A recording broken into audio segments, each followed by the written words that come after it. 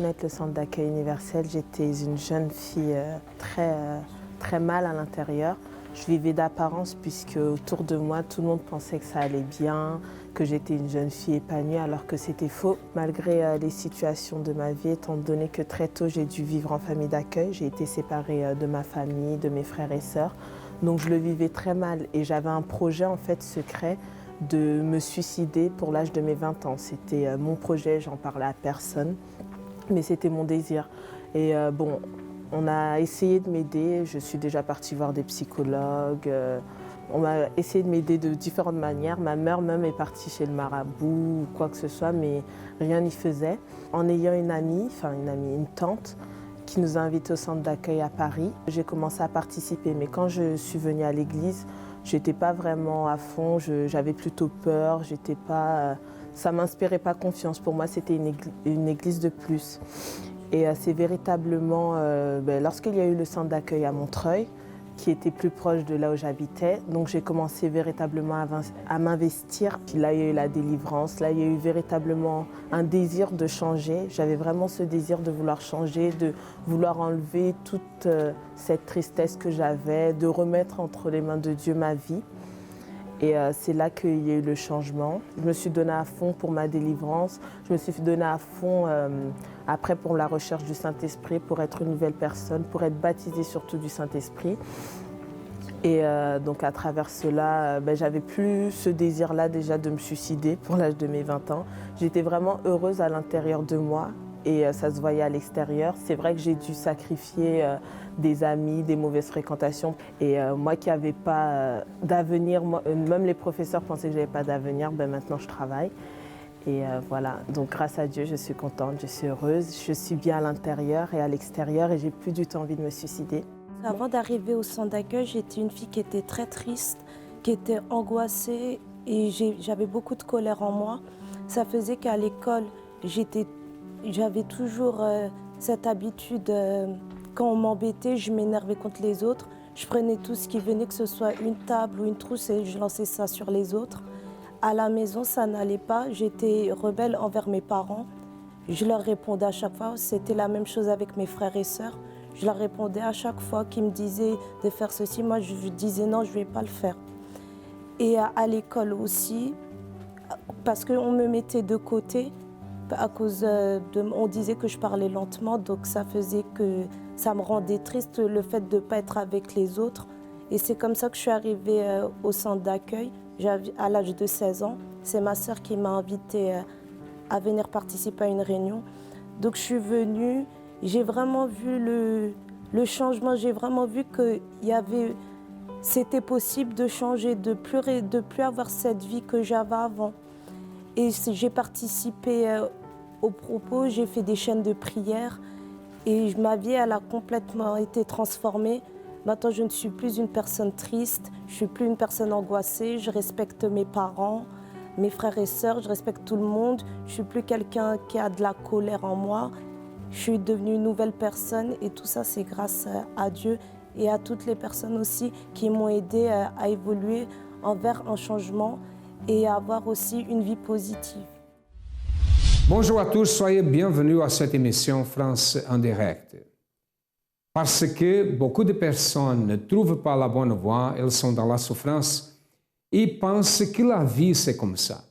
Que la vie c'est une vie c'est le destin, que nous sommes nés pour souffrir, mais vraiment il existe une solution. Au centre d'accueil, beaucoup de personnes arrivent qui n'ont pas une solution, qui ne trouvent pas la solution, qu'elles sont malades ou qui ont des problèmes de famille ou d'autres, mais à travers une foi intelligente, la pratique d'une foi intelligente, beaucoup de personnes ont réussi, ont réalisé ces rêves. J'ai ici avec moi Irène. Bonjour Irène. Bonjour l'évêque. Vous êtes au centre d'accueil depuis combien de temps? Je suis au centre d'accueil depuis 2005. 2005, ça veut dire 9 ans, c'est ça? 9 ans. Oui. Comment était votre vie avant? Alors, ma vie était chaotique. J'avais beaucoup de problèmes, notamment spirituels. Voilà. Spirituel? Voilà. Pourquoi vous dites spirituel? Spirituel parce que je n'arrivais pas à dormir la nuit. Je sentais des présences dans ma maison. Et quand je dormais, j'avais aussi mari de nuit. Voilà. Vous sentez une présence de Voilà, votre personne. voilà. n'est-ce pas? Si je n'avais pas quelqu'un avec moi, je ne pouvais pas rester à la maison. Voilà. Vous étiez marié, vous étiez célibataire, vous étiez seul? J'étais seule. Seul. Voilà. OK. Croyez-vous en Dieu avant? Oui, j'allais à l'église catholique avant. Vous étiez catholique Oui, avant? j'étais catholique. Mais rien ne changeait dans ma vie. Je vais à l'église le dimanche, je priais, mais bon, oui, j'avais des problèmes. Ça, c'est la différence. La différence de croire que Dieu existe, avoir une église, avoir une religion, n'importe quelle. Nous ne sommes pas ici pour critiquer des religions, non. Nous sommes ici pour dire qu'il ne suffit pas que nous croyons que Dieu existe. C'est nécessaire que nous pratiquions sa parole. Il y a une parole, il y a une Bible, il nous a laissé une direction. Et si nous pratiquons, nous verrons la gloire de Dieu. Nous allons voir plus de témoignages et après nous retournerons. Et quand je suis arrivée au centre d'accueil à Colombes, la première chose que j'avais appris, c'était de ne plus mentir. Parce que je mentais beaucoup à mes parents. J'ai appris aussi à avoir confiance en moi-même, parce que j'avais perdu toute confiance, toute crédibilité. J'ai appris à sacrifier. Une campagne d'Israël. J'ai mis mon vœu sur l'autel de Dieu, mais j'ai fait aussi ma part. Je suis partie en fait dans cette entreprise et j'ai mis l'onction. J'ai dit ça, cet endroit, c'est là où je vais glorifier ton nom. Et en fait, je suis comptable là-bas, mais comment dire, on est plusieurs services. Et dans ces services, maintenant, plus j'avançais, plus on m'a confié des responsabilités. Au début, j'étais arrivée comme comptable, on va dire, normal. Et maintenant, j'ai réussi même à former d'autres personnes. J'ai réussi à faire des déplacements. Enfin, on m'a ouvert beaucoup de portes là-bas. J'ai reçu la délivrance en persévérant. Et maintenant, en fait, j'avance. Je recule pas, j'avance. Et j'aide même les autres. Je connais l'église et décembre de 2010. J'ai invité mon mari, cancer, diabète, tout. Vous savez qu'elle avait le cancer, elle avait le diabète? Oui. Quand elle est venue ici, 2009, je me rappelle, elle mettait toujours un truc, des bandes, tout ça, des opérations. 5 opérations. 5 opérations. En plus, pasteur, il y a une dette dans la maison que mon mari fait, 67 000 €. J'ai parlé avec le pasteur. Jamais, je ne sais pas si tu as témoigné aujourd'hui. Moi, jamais j'ai témoigné ici. Ça, c'est moi qui l'ai vu toute seule pour me parler des choses. 60 000 €, pasteur. J'ai parlé avec le pasteur Lionel. Je ne savais pas lire. Je prends de la dette que mon mari fait. Je cachais. Je montrais la dette de 10 impôts. De 10 impôts. Pasteur, 3 jours, je prends de l'enveloppe de campagne Israël. J'ai qui 20 €. J'ai mis 20 €. J'ai prié par le cancer, par la dette qui chez nous. Je passe à porter entrer dans la maison pour la violence. En semaine, la dette de faisait. Reste 7 500 €. Cancer. C'est fini. Dette. C'est fini. Diabète. C'est fini. Ok. Bagarre. Bagarre. C'est fini. Amen. Hein? Menace de mort. C'est fini. Aujourd'hui, j'ai touché 4 fois double que j'ai touché. Donc là, Dieu a restauré le caractère, la santé, le mariage, la famille, le caractère. Qu'est-ce que le centre d'accueil représente pour vous? Pour moi, franchement, c'est la joie. C'est ma vie, franchement. Je dis à tous mes frères et mes sœurs, il ne faut pas désespérer, il faut battre dans la vie, il faut combattre le spirituel, la prospérité. Je chante des prières aussi énormément. Je priais même ça 10 fois par jour. Même à mon travail, il y a beaucoup d'ennemis, mais tout ce que je priais à fond. Que Dieu vous bénisse. Je buvais bière avec whisky. Puisque bière, je ne sentais pas. Si je bois un mélange avec whisky, là, je sens. Whisky. Oui, whisky avec la bière. Même le déjeuner, je ne prenais pas du lait. Une bière avec le pain avec les œufs, pour moi, c'était bien. Bon, c'est ma mère qui était venue ici. Elle a parlé à Madame Évêque, elle a dit, ma fille, elle prie. J'ai prié dans les groupes de prière. Elle a dit, ma fille, elle prie, et puis c'est moi qui prenais même l'offrande. J'étais protocole, mais je buvais. Avant, je viens à l'église, je bois, je brosse, je mets les cacahuètes pour cacher l'odeur. Après, je pars servir. Mon fils, l'aîné, j'ai un garçon de 29 ans. Je l'envoyais peut-être à 23 heures de chercher l'alcool pour moi. Ma mère, elle priait. L'autre jour, elle est venue. L'autre jour, elle m'a mené ici. Bon, pour lui faire plaisir, je venais, prière de 10 heures. Après 14 heures, je pars là, je priais. Je ne venais pas pour moi, mais pour elle. L'autre jour, je suis partie à l'hôpital. Ils ont dit, madame, tu as des palpitations, il faut laisser l'alcool. Sinon, tu vas perdre ta vie. Il y avait une campagne d'Israël à 2001. Décembre pour rentrer à 2001. J'ai jeûné, j'ai prié. Les jours où j'ai déposé, puisqu'on avait fait les campagnes, même pendant le Noël, on était en jeûne. Moi, je comptais des jours jusqu'à les jours où je vais déposer pour boire. Les jours où on a fini, quand je suis venue à la maison, quand j'ai pris l'alcool, j'ai senti mauvais. J'ai vomi depuis là, pasteur, évêque, jusqu'à aujourd'hui. Je ne touche plus à l'alcool. Amen. Amen. En fait, ils ont découvert que j'avais une boule au sein et ils m'ont dit que c'était un début de cancer. Donc, je venais le mardi, j'avais discuté avec un pasteur qui m'a dit de faire une chaîne de prière. Donc, je venais le mardi et le vendredi. Donc, je venais le mardi et le vendredi. 4 médecins ont visualisé les clichés, ils ont dit effectivement c'est ça. Et le jour de l'opération, enfin, je suis venue un mardi, c'était vous qui étiez là, donc j'ai bien fait attention à tout ce que vous avez dit, avec foi et tout, et je suis allée le jeudi pour l'opération. Donc je suis allée le jeudi, ils m'ont préparé, j'étais déjà sur la table d'opération, et un médecin qui arrive, qui me dit faites voir vos clichés, qui regarde mes clichés. Elle m'a dit, j'arrive. Elle est partie. Elle revient, elle m'a dit, je suis désolée, j'ai une mauvaise nouvelle pour vous. J'ai dit, ah bon, qu'est-ce qui se passe? Eh bien, vous êtes venu pour rien. Comme j'habite très loin, donc elle m'a dit, vous êtes déplacé pour rien. Donc là, ils ont dit que le cancer a disparu. Non, il n'y a rien. Elle ne voit rien. C'est bizarre, mais bon, je ne cherche pas de signification. Que Dieu vous bénisse. Amen. Comment était votre corps?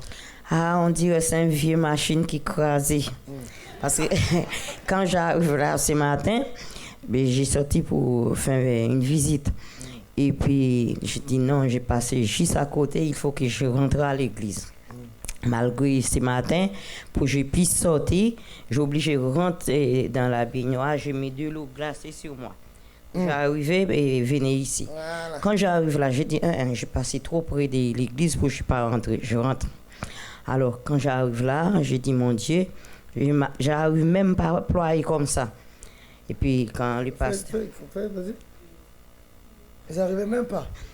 Non. Maintenant, je me sens une jeune fille toute neuve. Voilà ça dit. Et ça doit continuer jusqu'au bout. J'ai laissé tomber les béquilles complètement. Et là, vous êtes venu avec ça, vrai ou faux? La béquille, c'est ça. Alors, elle va redescendre avec, comme j'ai dit. On y va. Voilà. Applaudissez bien fort le Seigneur. Nous sommes en train de parler avec Irène qui est ici pour raconter ce qui s'est passé au centre d'accueil. Irène, vous étiez quelqu'un dépressif? Oui, dépressif. Vous aviez l'insomnie, n'est-ce pas? J'avais l'insomnie, oui. Et vous sentez la présence de quelqu'un quand vous étiez seul? C'est comme s'il y avait quelqu'un qui est là. Vous aviez un enfant, n'est-ce pas? Oui, j'ai un enfant, l'évêque. Et votre enfant avait des problèmes aussi? Non, lui, il n'avait pas de problème. Mais c'est de là que mes problèmes ont commencé. Vous êtes d'origine? Vous êtes de quel pays? Je suis togolaise. Congolaise. Togolaise. Togolaise, Togo. Oui. Et comment était votre situation à ce temps-là? Alors, ma situation, quand je suis... Ma vie était détruite. Oui, mais vous étiez illégal, vous aviez des papiers? Oui, j'ai un an. J'avais un récépissé d'un cadre d'un an. Voilà. D'un an. Qu'est-ce que vous pensez du futur? Votre vie n'avançait pas. Est-ce que vous pensez au destin à ce temps-là? Oui, je crois. Je me suis dit, c'est la vie que Dieu avait pour moi. Vous pensez que c'est la vie que Dieu avait pour vous? Oui. Voilà, on se dit, Oui, pourtant j'allais à l'église. Je pensais C'est ça. Il y a beaucoup de personnes qui pensent que Dieu est mauvais, que Dieu aime voir la souffrance dans les autres. Regardez bien quelle est la pensée de beaucoup, de millions de personnes. Des millions de personnes qui pensent ça, croient en Dieu, mais pensent ça. Dieu m'a fait que je vis dans la souffrance. Ça, c'est erroné. Dieu ne fait pas de ces choses-là. Et le meilleur et le pire, c'est que nous disons notre Père qui est aux cieux. Si nous disons Père, est-ce qu'un père aime voir ses enfants dans la souffrance? Ça, c'est le grand problème et c'est ça qui empêche beaucoup de personnes de réussir. Irène, comment avez-vous connu le centre d'accueil? Alors, le centre d'accueil, j'ai connu par mes voisines. Une voisine? Voilà. Elle vous a raconté son témoignage? Oui. Qu'est-ce qu'elle a dit? Alors, parce qu'elle aussi, elle souffrait, elle avait des problèmes dans sa vie. Donc, ils venaient prier ici. Et j'ai vu qu'ils avaient vu un changement dans le vie. OK. Qu'est-ce qui s'est passé quand vous êtes arrivé au centre d'accueil? Le premier contact. Le premier contact, quand je suis arrivée, c'était un vendredi. C'était la prière de la délivrance. Donc, je voyais les gens se manifester. Bon, je me suis dit, où est-ce que je suis? Mais je me suis dit, si ces personnes sont en train de se passer, qu'ils avaient un mal dans leur vie. Et là, j'ai dit, je vais continuer. Voilà, je vais continuer, je vais venir. Vous avez participé d'une campagne d'Israël? J'ai participé. Après, j'ai appris que j'avais mal dans ma vie. Tout ce qui m'arrivait, c'est que ce n'était pas normal, que c'était spirituel. Et après, j'ai participé à la campagne d'Israël. Et la chaîne de prière aussi? Voilà, la chaîne de prière tous les vendredis. Et je voulais que Dieu me délivre. Voilà, parce que je ne pouvais pas accepter...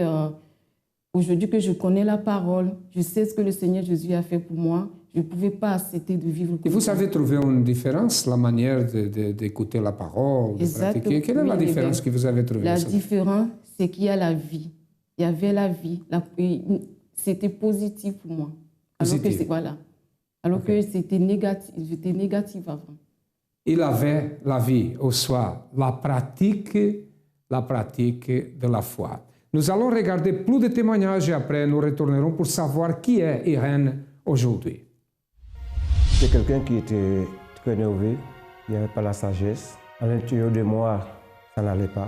Je n'écoutais pas mon épouse, même au travail, je n'écoutais personne au travail aussi. Il pouvait parler, mais je n'écoutais pas. Dans ma vie, rien n'avançait. Tout ce que je faisais, c'était l'échec.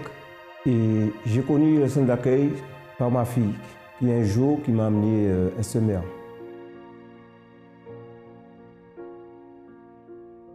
Je ne l'ai pas lu tout de suite, je l'ai laissé quelques semaines. Et après un jour, ça m'a pris, je l'ai regardé, j'ai lu et j'ai vu des témoignages des gens. Alors j'ai dit tout de suite, il faut que je cherche l'église. Et quand je suis arrivé à l'église, j'ai suivi des chaînes de prière. Tout ce que le pasteur disait de faire, je le faisais. J'ai tout mis en pratique. Est arrivée aussi la campagne du jeûne de Daniel pendant 21 jours. Tous les jours, j'étais là à chercher le Saint-Esprit parce que je voulais avoir une paix intérieure. Je voulais avoir la sagesse. J'ai demandé à mon Dieu, il faut que je change parce que je n'avais pas la paix, je n'avais pas de sagesse. J'ai prié tous les jours pour ça, jusqu'au dernier jour du Saint-Esprit. À partir de ce moment-là, quand j'ai mis tout en pratique, il y avait eu un grand changement en moi qui s'est opéré. Et à partir de ce jour-là, j'avais complètement changé. J'avais la paix, j'avais la sagesse. Tout avait changé en moi. Mon caractère a complètement changé. À la maison, bon, quand mon épouse me parlait, j'obéissais tout de suite. Or avant, bon, elle pouvait parler, je n'écoutais pas. Dans le travail, le collègue aussi, ça a changé aussi avec le collègue. Bon, on me disait de faire aussi, faire ça, bon. J'allais le faire tout de suite. J'ai dit merci, Saint-Esprit, de m'avoir changé, de m'avoir écouté. Je le remercie de tout mon cœur. Avec ma famille, toute ma vie, on a toujours été la famille disloquée. Tout le monde on était partagé, chacun de son côté, mais jamais unis. Et il y avait beaucoup d'histoires, hein, des histoires qui partaient, on ne sait nulle part, bien souvent par des personnes qu'on ne connaissait pas, qui venaient raconter des choses.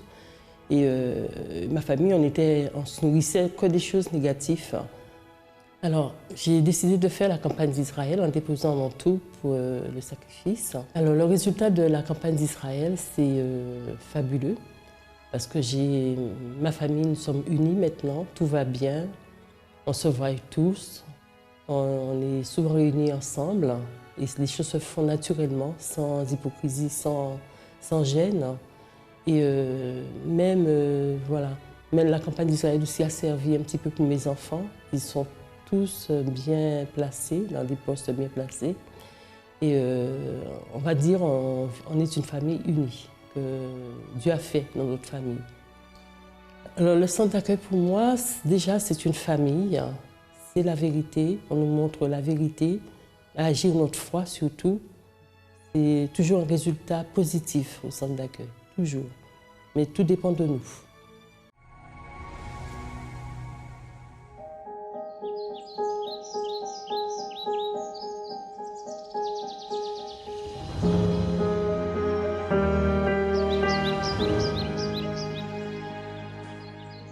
Mon premier dimanche au centre d'accueil, en fait, j'ai ressenti la paix à l'intérieur de moi et une certitude d'avoir la solution. Je savais, j'étais sûre que j'allais trouver la solution de tout ce que j'étais en train de vivre.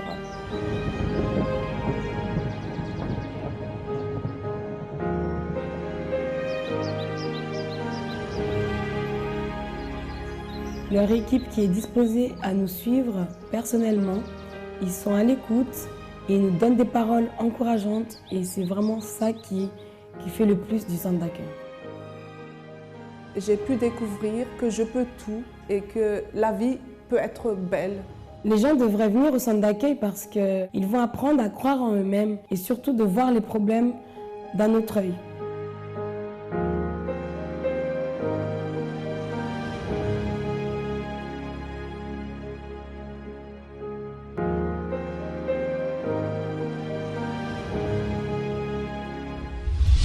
Les portes du centre d'accueil sont ouvertes du matin au soir et sont ouvertes aussi de lundi à lundi. Nous sommes là toujours pour vous aider.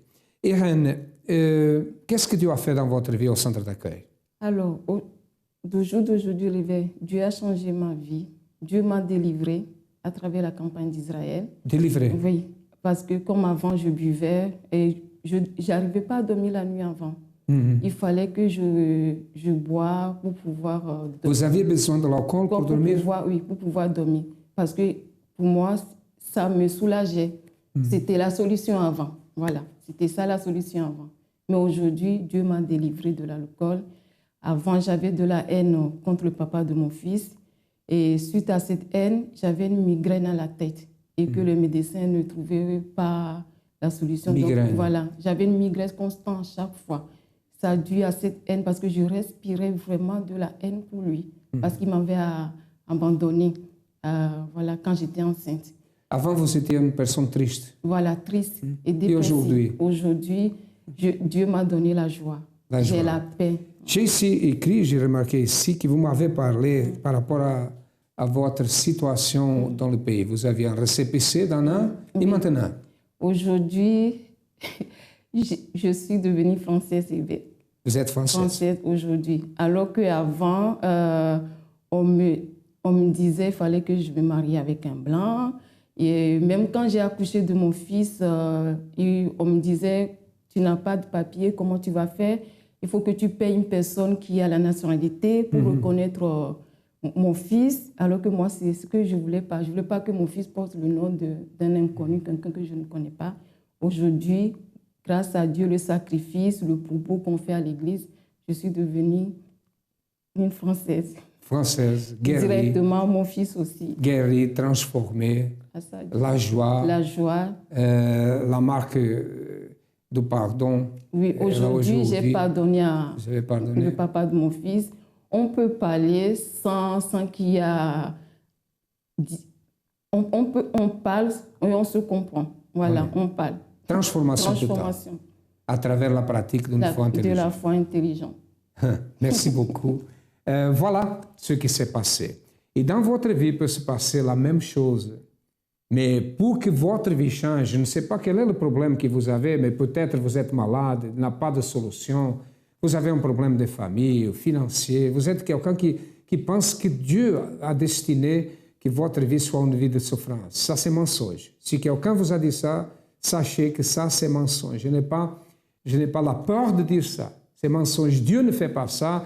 Dieu ne joue pas avec les êtres humains. Le contraire, Dieu vous regarde et c'est pour cela qu'il nous a permis que nous soyons dans votre maison, que nous entrons dans votre maison pour vous dire qu'il existe une solution. Tout est possible à celui qui croit. Nous sommes là pour vous aider et notre siège de centre d'accueil est situé au 10e arrondissement à Paris, au 254 de rue du Faubourg Saint-Martin.